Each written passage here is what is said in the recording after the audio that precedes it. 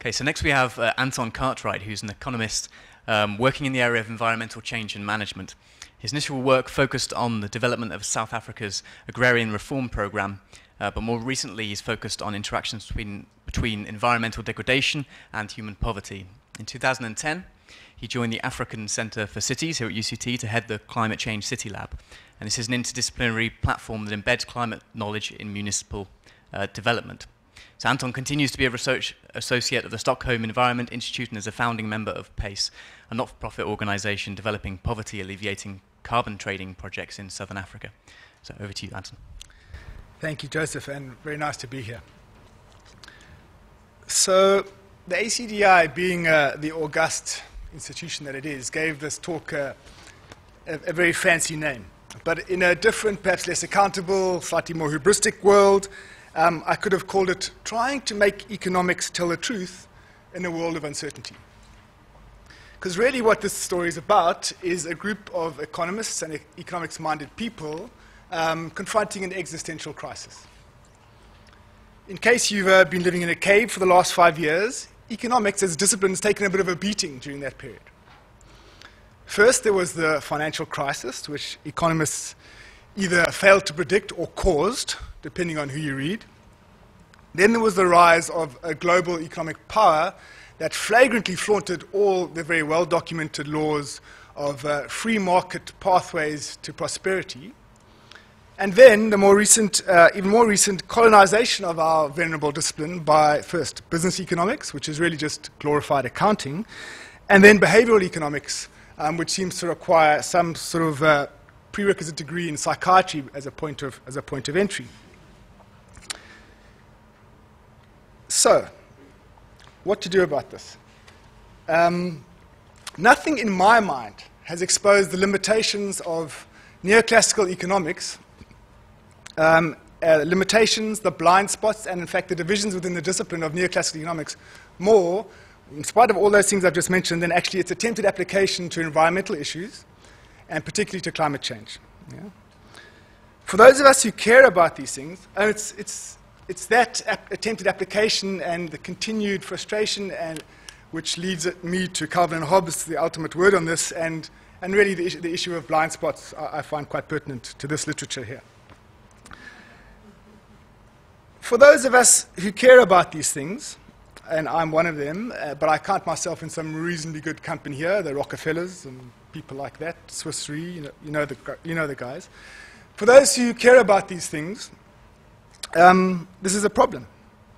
It's obvious for me that that climate change is an economic issue. Climate change has its origins in economic decisions, and climate change has very definite economic impacts.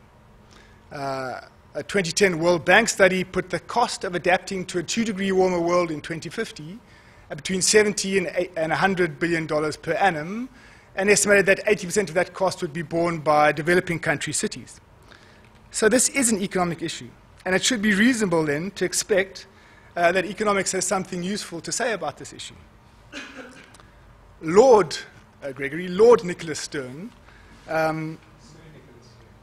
Sir. I'm sure it's coming. Anyway, Sir Nicholas Stern's report made a bold attempt to do this, right? But it didn't find kind of uniform support within the economics industry. In fact, Richard Toll, who'd written about some of these things long before Stern, had this to say about the Stern report: a strategic blunder whose economic value is zero. The problem then that we confronted as this group of economists came off the back of a request by the eThekwini municipality, that's the city of Durban and the municipality that surrounds it, to perform a cost-benefit analysis on their 47 very carefully identified climate change adaptation options. It's a very reasonable request. Outside of Nkandla, resources are fiscally constrained, and it's perfectly reasonable, in fact even right, for a municipality to ask a group of economists to establish how to get the greatest climate change adaptation bang for its fiscal buck. It's simply a matter of cost effectiveness in a world where there are very real trade-offs, and I think sometimes not always adequately acknowledged. Not everything is a win-win. The microeconomics that I was taught as an undergraduate focused on how people satisfied, and I'm quoting here, unlimited from my textbook, unlimited wants and needs in the face of resource scarcity. Back then, resources were understood to be money, but I think it's quite reasonable then, and it should be quite easy, to extend that definition of resources to include a broader concept and to include environmental scarcity. You would think that with this type of definition and this kind of mandate, economics would have something to say about environmental issues, environmental scarcity, and indeed climate change. The reality is, and this is what we confronted, that it's not that easy. And what follows is really an explanation of our attempt to make sense of this issue in etequeni. So my psychiatrist friends tell me that when confronted with vexing and complex issues, the thing to do is to try and understand the origin of the problem. Now, we were lucky in this, in that in 2009, the McKinsey Group, the dear McKinsey Group, attempted to conduct a very similar cost-benefit study for global climate change adaptation options. And in doing so, they very kindly fell pretty much face first into all the potential pitfalls that you can fall into in this space, and in doing that highlighted some of the issues that we felt we needed to confront. And these are some of those issues. The first, and this is particularly true for South Africa and for etequeni, is the issue of inequality. A straightforward cost-benefit analysis would tell you to move your efforts and your resources in etequeni to the highly valued coastal properties that is where the economic value lies, right? So put your resources there. Now, obviously, in the context of South Africa, that's not necessarily what you want to do, because most of that property is privately owned, and it's insured, and it belongs to people who probably have means of protecting themselves against some climate change risks. So inequality throws up some quite particular economic issues, but the other economic issue that it threw up for us is that all risk, but particularly environmental risk, is subjective.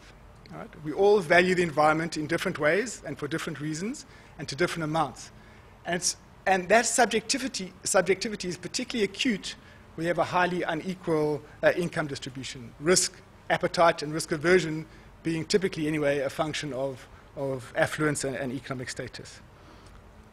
So how to incorporate economic issues? And then there was, I think, the probably better documented issue of GDP itself and whether we should be working with GDP. And the issue here is twofold at least. First of all, that there isn't very good local GDP data in South African municipalities, and so one always has to question the reliability of what you're working with. But then there's also the issue of whether GDP is actually a reliable or even a useful proxy for what we're trying to value, for what people value in a place like Durban, which, in case I need to remind you, has quite a high level of subsistence farming within the urban municipality, and a lot of people operating in informal economies, and a lot of people whose values and whose livelihood efforts don't manifest in GDP. And so we had some questions around GDP. The third issue, and really this was for me the big blunder that the McKinsey study made in 2009, is you need to be quite specific in order to conduct a cost-benefit analysis about what exactly it is that you're evaluating. Right? Economics works well when you're evaluating discrete things, typically projects, infrastructure projects. Yeah? It works less well where it is difficult to ring-fence what you're evaluating and the impacts of your actions. It works less well in complex systems, in other words. And we know also that some of the best adaptation options aren't projects. They're behavioral change programs. They are systemic influences. They are insurance industry related. And it's quite difficult to pinpoint those interventions and say, what are we evaluating here? What's the cost? And what's the implication of that? There are the temporal effects, and I think Greg laid this out quite well. For us, really, the choice of an appropriate discount rate is discounting appropriate in itself, and can you apply one discount rate to a whole range of options and to a very diverse community? And we grapple with that in a very particular way. And then what I call confounding influences. These are things which we know are important, but which are not easily captured in a conventional economic study, and particularly in a cost-benefit analysis. So this is things like political influence, the risk of just getting it all horribly wrong. We call that maladaptation. The technical complexity of what was being proposed in the adaptation option, so implementation capacity. What about issues like job creation, equity? How do we factor that in? And we know that there are confining influences which don't reflect very well. But for me, the two most important problems with cost-benefit applications, the elephant in the room, if you were, with some of these applications relate to really deep uncertainty, and then the implications of deep uncertainty for how you evaluate benefit. And let me try and elaborate on that a little bit. So it's not possible to know in Durban, in eThekwini, what climate change impacts are going to manifest when and what the consequences of those impacts were. Mark New and his friends have some excellent climate change models, and there are people who, but even the best climate change models don't tell you what's going to happen when and the result of that impact, right? And so it's very difficult then to pinpoint an event and say what's going to happen. It's also very difficult to know how communities will respond to that impact. So we don't know what Durban is going to look like socio-institutionally or socio-economically in 50 years' time. And so to make that kind of projection, which is required for a cost-benefit analysis, is very, very tricky. It's particularly tricky because a cost-benefit analysis, in trying to identify benefit, you basically have to say, first of all, what would have happened in the absence of an intervention, and then how much of that damage or cost you avoided because of your intervention, and you call that your benefit, right? That's the benefit of your adaptation effort. So in economic speak, we call this a damage function, which is really some sort of understood relationship between temperature increase, or if it could be time on the bottom, and economic cost on the one side. And cost-benefit analysis works where you have a reasonably well-defined damage function. This is what Tom was talking about, the backcasting actuarial models, where those are trustworthy. As Tom was saying, in the case of climate change, very often we don't know what those impacts are, and in fact, it's impossible to construct a damage function. Yeah? For some of the reasons that Tom cited, and then also the tipping point literature, which could see massive seismic disconnects happening and certainly non-linear change happening. Where you don't have a damage function, you don't know what damage you're trying to avoid with your adaptation, and it's very difficult to quantify that. So can you do cost-benefit analysis in the absence of adaptation? And this was a real issue for us. So I hope you understand a little bit about why we saw this as a crisis, why we were a little bit more than troubled by what seemed like a very reasonable request to make of us in eThekwini. So what did we do? The first thing we did was we took their 47 carefully constructed adaptation options and we clustered them into 16 complementary, actually in government sector activities, synergic activities. And we said, let's move from projects to programs or to work streams. Yeah? The best thing about that is it made our work a lot less and a lot simpler, which is always good. But more importantly, it's easier to attribute a benefit to a program of activities than it is to a discrete project. It makes more, you can ring fence more easily off the back of a program of activities than you can a discrete project. So we call those municipal adaptation clusters. The next thing we forced all the decision makers engaged with this project to do is to pick a future in eThekwini for which they were planning. And we defined that future in terms of a 2x2 matrix. We said, what is the extent of climate change risk along the horizontal axis? And what is the extent of socio-institutional or sustainable development capacity within the municipality on the vertical axis? And you end up with 4 scenarios. So this is extreme climate change and failed state, if you like. That is actually quite this is extreme climate change, but highly capacitated to deal with it, and so on. Mild climate change, capacitated government.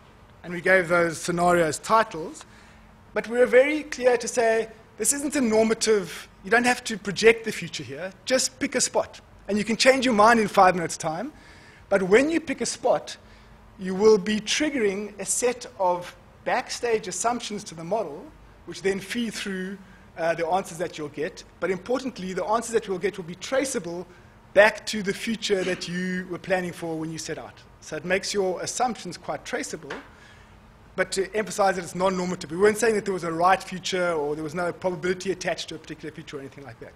What changed in the scenarios are things like the discount rate, the riskiness of the future, the efficiency with which implementation happened, government capacity, and other system influences like that.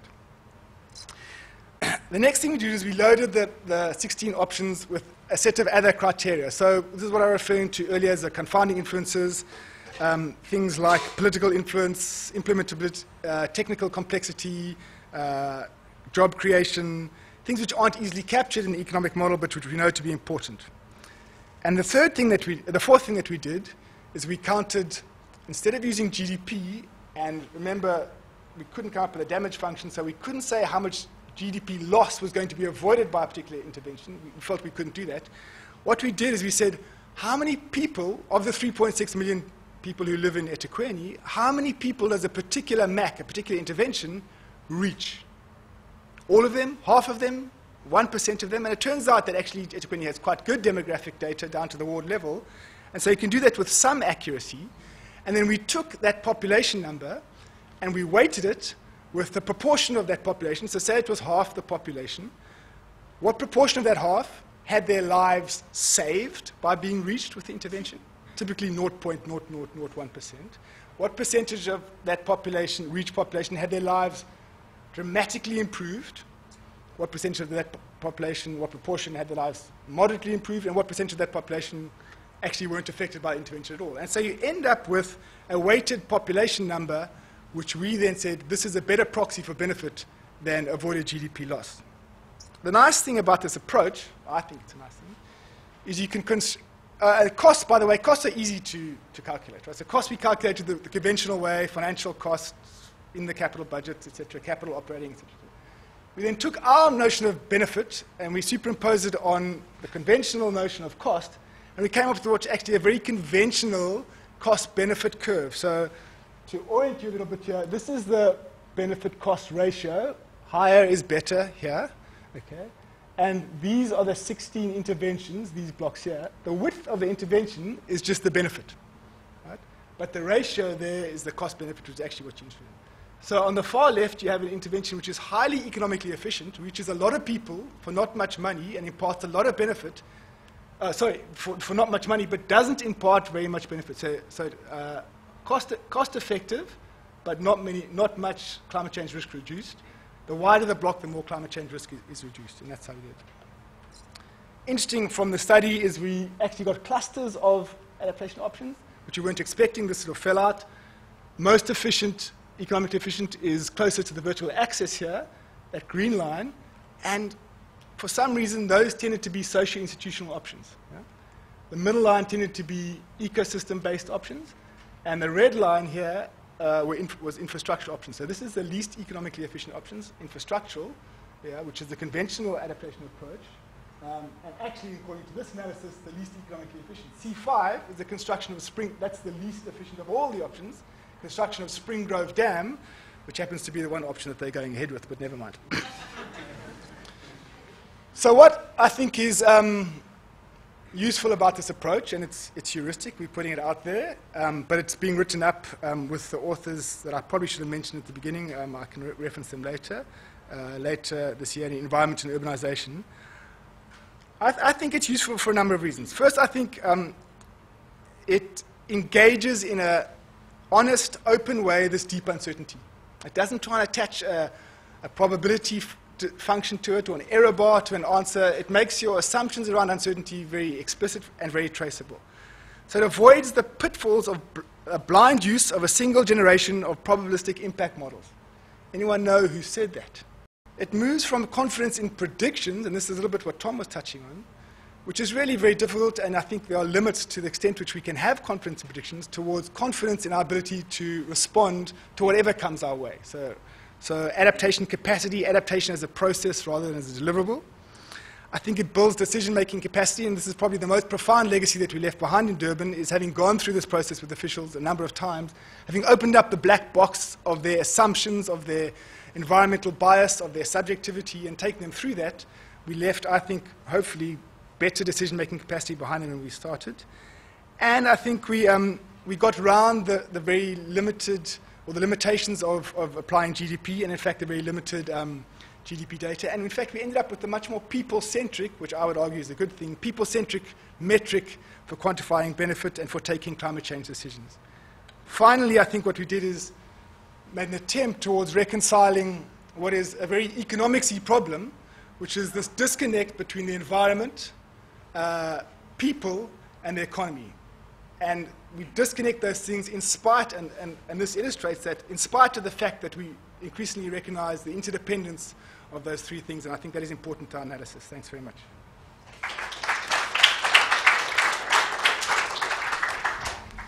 Thank you very much, Anton.